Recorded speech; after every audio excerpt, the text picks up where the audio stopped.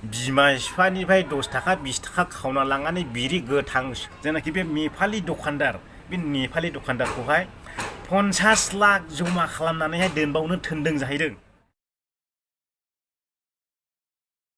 आङो दहायनि खोथाखौनो सावरायफिनगोन जायनाखि आङो दहायहाय मोनसे रेकर्डिं हगारदोंमोन दाखाथि जानाय बिनि सायावनो आङो सावरायफिनगोन मानोना आङो दहायहाय हाखु दाखु जादों भिडिअ बानायनो बिनि थाखायनो आङो दा बे भिडिअखौ लानानै फैफिनबाय।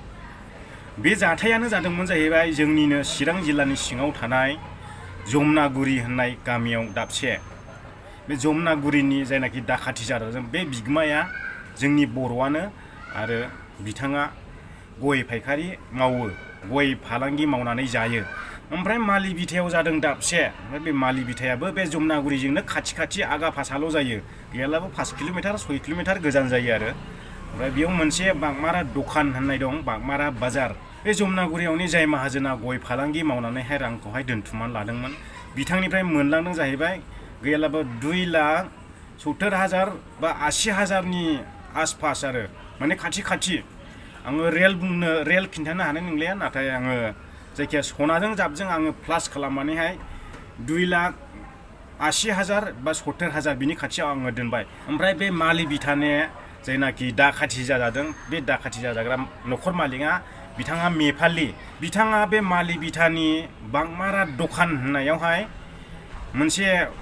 गालामाल दखान खुलिनानै दङ बिथाङा हलसेल खुलिनानै दङ बिथाङा बेयाव बे बागमारा दखानाव बिनि दखानानो देरसिन होननानैहाय आङो खबर मोननाय जादों। दा बे बिथांनिफ्राय लानानै थांदों जाहैबाय फैसाखौ 3,80,000 सिखावफ्रा मानसि बासि हाबदों मानि थाखाय मानोना सिखावफ्रा बिसोरखौ मिथिगौ बिसिनाव एथ' थाखा दं होननानैहाय सिखावफ्रा मिथिगौ जायफ्रा दाखाथि खालामदों बैसोरो मिथिगौ बिसोरखौ माहाजोन मानसि बिसिनाव थाखा दं होननानै मिथिगौ बिनिखायनो आं बुंदों बे सिखावा बे दाखाथि खालामग्राया बांद्राय गोजाननि नङा बेयावनो खाथि खाला मिथिनायनि गोजाननि दं जानो हागौ सासे बा सानै बा साथाम बेफोरबायदि दं जानो हागौ नाथाय माखासेया जायनाखि इंगित खालामग्रा खिन्थाग्रा नाथाय बे जायगानिनो मानसि नोंथांमोना साननानै नाय मोजां बिजिरोबा बे सिखावफोरखौ बे दाखाथिफोरखौ साननैनि गेजेरावनो हमनो मोनगोन साननैनि गेजेराव आरो हमनो मोनोब्ला जोंखौ दाबाव भिडिअ खालामनानै हर जोंनो एकदम मोगथाङावबो नोंथांमोना मानजि ससियेल मिडियायावबो जों मानजिगोन सालाखौ आथिङाव हमनानै नाथुर गुरगोन जों बिदि मानसिखौ दाखाथि खालामनायाव पिस्तल देखायदों होनदों पिस्तल गंथाम पिस्तल दंनो पिस्तल देखायदों बे पिस्तलखौ बबेनिफ्राय मोनखो खिन्थु बे केसआ जोबोद गिदिर केस जागोन सिलाइ देखायलायनायनि गुलि खालामलायनायनि बे केसआ ओरैबायदि केस जागोन बेवहाय बिजिरनो थाङोब्ला बेवहाय CBI फोरबो नामायनो हागौ आंनि मोन्दांथियावहाय आरो जायगाफोरखौ आङो नोंथांमोननोहाय दा एसे मोजाङै बिजिरना होफिनबाय आरो आङो दहाय बे रेकर्डिं भिडिअ खालामनायावहाय सासे मानसिया ओरैबायदि कमेन्ट हरदों आंनोहाय जोबोद मिनिथाव आंथ' ओरैबायदि खोथा बुंलांदों बे भिडिअनि लास्टआवहाय दहाय आं जेनाखि बानायदों बे भिडिअनि लास्टआवहाय कमेन्ट बक्सआव हाबनानै नाय सिखावफ्रा फैनानै कमेन्ट होनो हागौ बेफोरबायदि बुंलांदों आं थिग बे सासे मानसिया आंखौ ओरैबायदि कमेन्ट होदों नोंथांमोना स्क्रिनशटखौ नायब्लानो जाबाय आङो देखायगोन नाथाय आं खुगाजों बुंनानै होला बिथाङा आंखौहाय गावनि खिबु सुग्रा जानो थाखाय 20,000 जासिदों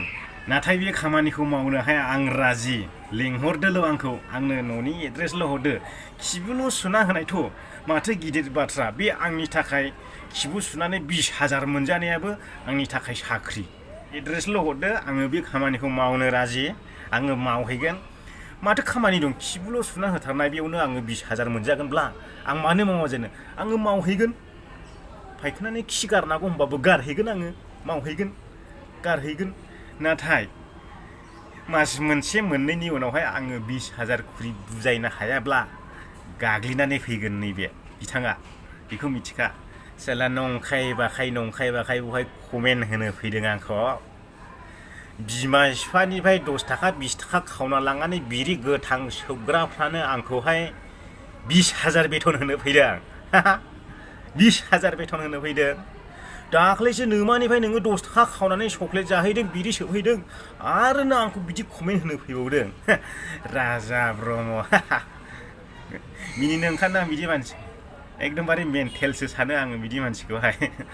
आङो बिनि सायाव बांद्राय खोथा सावरायनांगौ गैया नाथाय बे जायनाखि दाखाथि खालामदों बियो